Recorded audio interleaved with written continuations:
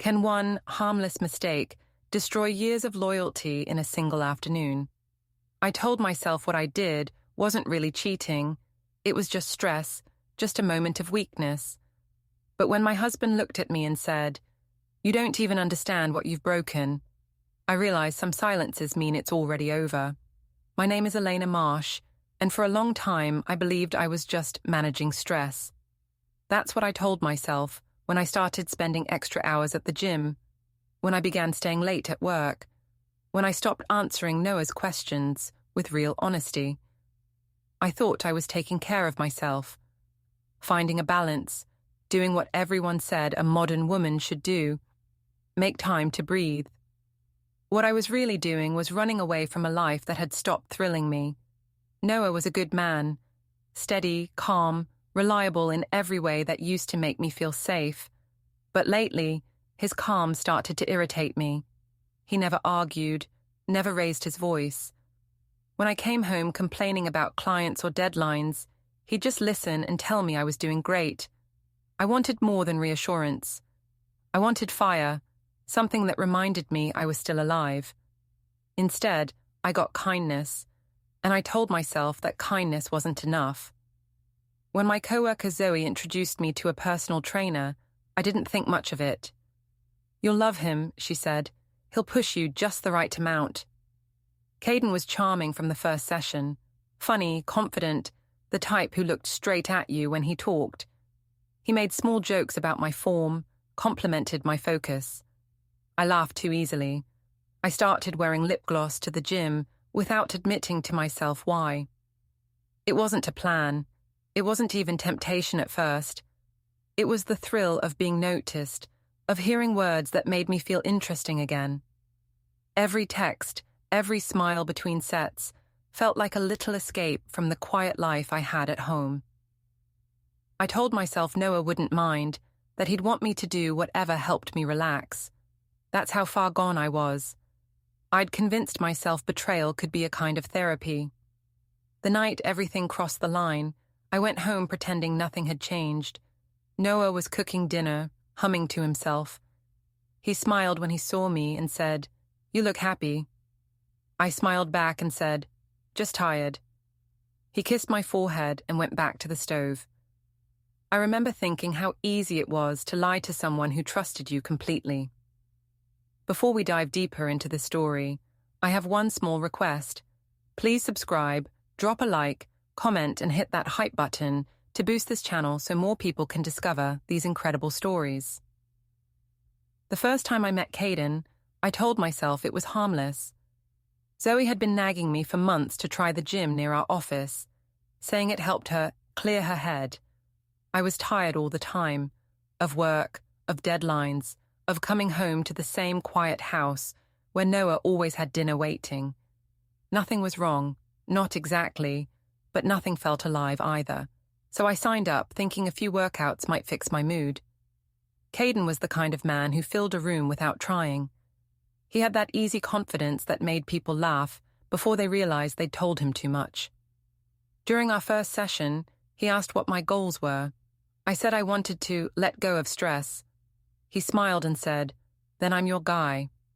It sounded like a joke, but the way he said it made me blush. At first, I focused on the training itself. He was good at his job, encouraging, patient, and always one step ahead of me. When I struggled, he'd steady my arm and say things like, "You've got more strength than you think." I started looking forward to those words, to the sound of his voice, even to the way he looked at me in the mirror while I caught my breath. I told myself it was motivation. That's all. After a few weeks, I started staying longer after sessions. We'd talk about work, about his clients, about nothing at all. He'd ask questions Noah never asked, like what I dreamed of doing if money didn't matter, or what made me happiest as a kid. I'd laugh and say I didn't remember, but the truth was, I hadn't thought about it in years. Noah didn't make me feel seen anymore. He just made sure I was okay. I didn't want to be okay. I wanted to feel something. One evening, when my phone buzzed during a session, I glanced down and saw Noah's name. I ignored it. Caden noticed and teased, "Work calling?" I shook my head and said, "Husband." He raised his eyebrows, then grinned. "You didn't tell me you were married." I shrugged. It never came up. He didn't say anything else, but the air between us shifted. When the session ended, he asked if I wanted to grab a smoothie. I said yes before thinking. It became our pattern. Work out, talk, stretch the goodbye. Sometimes our hands brushed when he passed me my water bottle. Once, when I joked about being hopeless with weights, he said softly, "You're a lot stronger than you act." It shouldn't have meant anything, but it did. Noah had said things like that once, years ago, before we settled into routines that made love feel like habit. At home, I started lying without even noticing. "I'm staying late at work." "The gym's running behind schedule." Noah never questioned me. He trusted me completely, which made it easier. I'd come home to dinner already made, his hands rough from work, his face tired but gentle. He'd ask how my day was, and I'd smile and say, "Good."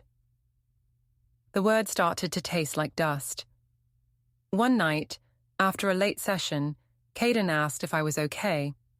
I said I was just stressed, that work and life were too much sometimes.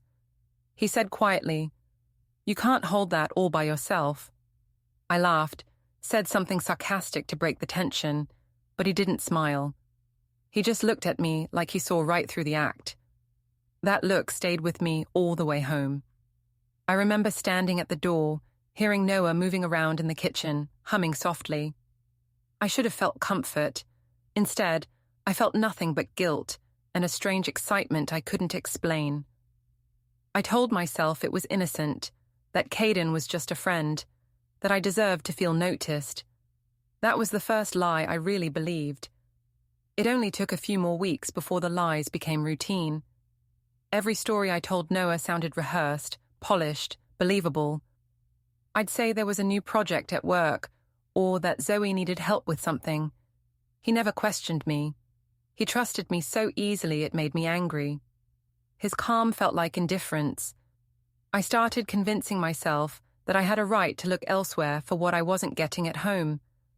Caden made it easy. He knew exactly what to say, when to laugh, how to make me feel like I was the most interesting person in the room.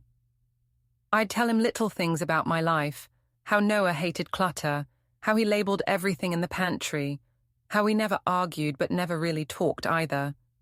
Caden would smirk and say, "Sounds like you're living with your boss, not your husband." I'd roll my eyes and pretend to disagree, but a part of me liked hearing it. It made me feel justified. One evening, after a long day, Caden asked if I wanted to skip the workout and just sit by the juice bar. He said I looked like someone carrying the world on her shoulders. I told him that was dramatic, but I sat anyway. He asked if I was happy. No one had asked me that in a long time, not even Noah. I said, "Mostly." He raised an eyebrow and said, "That's not an answer." I looked away, stirring my drink until the ice melted. After that, everything changed. The conversations became flirtation. The flirtation turned into touches that lingered a second too long. One night, as I was leaving, he caught my wrist and said quietly, "You don't have to keep pretending you're fine." The words hung between us. I didn't pull away. I should have. Instead, I whispered that I was just tired. He said, "Then let someone take care of you for once." I don't remember who moved first. I just remember the sound of rain outside, the faint hum of gym lights, and the sudden awareness that I was crossing a line I couldn't uncross. I told myself it wasn't real, that it didn't mean anything. It was only a moment, just a release. But when I drove home later, the steering wheel felt heavy in my hands, and every breath burned. Noah was sitting on the couch when I walked in, half asleep with the TV still on. He smiled when he saw me and said, "Hey, I saved you dinner." My throat closed up. I told him I'd already eaten, kissed his forehead, and went straight to the shower. Under the hot water, I kept repeating one phrase over and over. "It's fine, it's fine, it's fine." The next few days I acted normal, almost better than normal. I laughed too loud, cooked his favorite meals, asked about his day. It was guilt disguised as effort. He looked confused by my sudden energy but didn't question it.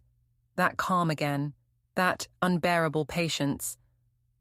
I wanted him to yell, to demand to know why I was different. He didn't. He just looked at me with quiet eyes that saw everything and said nothing. At the gym, Caden acted casual, like nothing had happened. That should have helped, but instead it made me restless. I started checking my phone constantly, waiting for him to text something, anything. When he finally did, it was short. "You okay?" I typed back, yes. But what I really meant was no. I don't even know who I am anymore. That night, when Noah brushed past me in the hallway and said, "You seem far away lately," I smiled and said, "Just tired." The same lie, the same word, and he nodded, believing me again. That was the moment I realized the worst thing about betrayal wasn't being caught. It was knowing you could lie so easily to someone who still looked at you with love. The day Noah found out, it wasn't dramatic. There was no shouting, no confrontation, no slammed doors. It was quiet, the kind of quiet that feels dangerous. I came home from work and noticed the living room was spotless, the way it gets when he's trying to clear his mind. He was sitting at the table, hands folded, phone beside him. I smiled and asked if everything was okay. He said very calmly, "I know, Elena." My stomach dropped, but I forced a laugh. "Know what?" He didn't blink. He just turned his phone toward me. On the screen was a message thread, mine and Caden's. I deleted them, but not from the cloud. The words glowed under the lamp. "You make me feel alive again." I tried to speak, but he cut me off softly. "Don't make it worse by lying." His voice wasn't angry. It was steady, detached. That scared me more than rage would have. I sat down across from him, hands shaking, and whispered that it wasn't serious, that it only happened once. I said I was lonely, that I'd been under so much pressure. He nodded slowly, like he'd been expecting those excuses. "So you relieved stress by destroying us," he said quietly. I started crying then, not because I regretted it, but because he wasn't giving me what I wanted. No scene, no argument, just this awful calm. I said I could fix it, that we could talk to someone. He said, "You didn't break something that can be repaired. You replaced it." Then he stood up, walked past me, and went into the bedroom. That night, he didn't sleep beside me. He stayed in the guest room. I heard him packing things in the dark, methodical and slow. In the morning, his toothbrush and clothes were gone. On the kitchen counter, there was a note in his neat handwriting. "I hope you find whatever peace you were looking for." I called him again and again, straight to voicemail. I texted that I was sorry, that I'd make it right. He didn't respond. I even called Caden, panicking, but he didn't answer either. When he finally did, hours later, he just said, "You shouldn't contact me again." He came by. I froze. "What did he say?" I asked. Caden sighed. "Nothing. He just looked at me and left." That night, I went to Noah's sister Lily's house. She answered the door but didn't invite me in. "He's staying here," she said flatly. "He doesn't want to see you." I told her it wasn't what she thought, that it was a mistake, that I loved him. She crossed her arms and said, "You loved the version of him that stayed quiet no matter what you did. That version's gone now." Then she closed the door. I drove home trembling, the streets blurring through tears. When I walked into our house, it didn't feel like mine anymore. His scent was still there, faint and cruel. I sat on the edge of the bed, staring at the empty closet. I wanted to scream, to call someone, to blame someone, but all I could do was whisper his name into the silence, hoping he'd somehow hear it. The next morning I found an email from him, short, formal, and final. "Don't contact me. I'll handle the legal part through my attorney. I wish you well." That was all. No anger, no insult, just distance. I read it 10 times, waiting to feel something. Relief, fury, despair.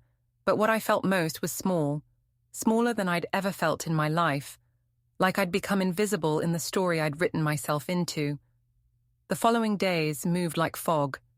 I went through motions that no longer had purpose, making coffee for no one, tidying up a house that already felt abandoned. Every corner reminded me of Noah, the empty chair by the window, the folded blanket on the couch, the space beside me in bed that never warmed anymore. His absence wasn't loud. It was surgical, clean, deliberate. I called my mother first. She sighed before I even finished explaining. "You're not the first woman to make a mistake," she said. "Men leave when they're hurt, but they come back." I wanted to believe her, but something in me already knew Noah wouldn't. He wasn't dramatic. He was final. My mother told me to give him time. Then she added softly, "But maybe don't tell too many people. It sounds worse when you say it out loud." Zoe found out at work before I could hide it. She asked if it was true. I didn't answer. Her silence was worse than judgment. She said quietly, "You used to talk about how gentle he was, how safe you felt." I told her she didn't understand, that safety wasn't enough. Her eyes went cold. "Then you deserve what unsafe feels like." After that, she stopped sitting with me at lunch. By the end of the week, the gossip reached everyone. Someone from the gym must have talked. I went back to collect my membership card and saw Caden across the room, training another client. Our eyes met, and for a second, I thought he might come over. He didn't. He just nodded once, a polite stranger's nod, and turned away. That hurt more than I expected. That night, I drove to Noah's clinic, hoping to see him, maybe beg for 5 minutes of his time. He was at the front desk, talking to a patient. He looked lighter, focused. I waited until the patient left, then stepped forward. He didn't look surprised, just tired. "You shouldn't be here," he said quietly. I asked him if we could talk. He said, "There's nothing to say that would make this less true." I started crying, telling him I still loved him, that we could rebuild. He shook his head. "You don't rebuild trust, Elena. You replace it. I already have." I froze. "You mean someone else?" He looked away. "I mean peace." Then he walked into his office and closed the door. I stood there for a minute, staring at the door, waiting for it to open again. It didn't. The receptionist avoided my eyes as I left. Outside, the cold air hit me hard enough to make my chest ache. I sat in my car, hands gripping the steering wheel, realizing that this was what consequences felt like. Not anger, not punishment, just distance that couldn't be crossed anymore. When I told my mother what happened, she frowned and said he was being too proud. I told her to stop defending me. Her mouth snapped shut. For the first time, she didn't have advice. She just looked at me, really looked, and said, "You broke a good man." That night, I went home and opened the closet again, half expecting some trace of him I'd missed. But it was all gone. His shirts, his scent, even the way his side of the bed used to hold a faint dip. It had smoothed out. I sat on the floor with one of his old letters from years ago, back when we were still in love. His handwriting was small and careful, the words gentle. "Thank you for making me believe in calm." And now, because of me, calm was the last thing he'd ever associate with my name. 2 weeks later, the legal papers arrived. They came in a plain envelope, no note, no warning. I sat at the kitchen table and stared at my name printed beside his, the words, "Petition for Dissolution of Marriage," in cold black type. It didn't feel real at first. I thought maybe it was a threat, something meant to scare me into apologizing harder. But Noah didn't bluff. He was the kind of man who thought things through before acting. If he'd sent this, it meant he was done. I called his lawyer's office, hoping to reach him through someone, anyone, but they just said everything would be handled formally. I asked if he was okay. The woman paused, then said, "He's fine." That single word broke me more than any insult could have. My mother told me to fight, to call him, to remind him of the years we'd shared. He can't just erase you, she said. I laughed bitterly. He already has. Even she didn't know what to say after that. Renee called once too, saying Lily told her Noah was focused on his work and seeing friends again. You should let him be, Renee said. You'll only make it worse. That night, I finally signed the papers. I tried to steady my hand, but the pen shook anyway. My name looked foreign next to his. I placed the documents back in the envelope and sat there, waiting for some kind of feeling. Anger, grief, anything. All I felt was hollow. When I went to mail them the next morning, there was another envelope in the mailbox. No return address. Inside was a small folded receipt from the gym, dated the same day everything had started. I turned it over, expecting a note, but there was only one sentence written in his handwriting. I knew before you told me. I sat on the porch steps for a long time, holding that scrap of paper. He'd known from the beginning and still given me the chance to confess. I hadn't taken it. I'd smiled across the dinner table, lied straight to his face, and let him carry the truth alone. That night, I didn't cry. I just sat in the dark, realizing that silence had been his revenge all along, me left with nothing but the echo of my own excuses. After the papers were filed, everything slowed down. Days bled into each other. I stopped checking my phone because there was no reason to anymore. His number was gone, the house was quiet, and even the air felt different, lighter, like it didn't belong to us anymore. I packed a few of my things and moved back into my mother's spare room. She tried to talk to me, but most days I didn't answer. There was nothing left to explain that wouldn't sound pathetic. One afternoon, I drove by the gym. I told myself it was just habit, but when I parked and looked through the glass, I saw a new trainer working with a client. Caden was gone. Someone said he'd moved to another city. I stood there, watching the weights rise and fall in rhythm, the sound of effort filling the room. It was strange, how something that had once felt like escape now felt small and meaningless. Later that evening, I went to the park near Noah's clinic. It was almost sunset, the sky dim and quiet. I sat on a bench and watched the lights turn on one by one.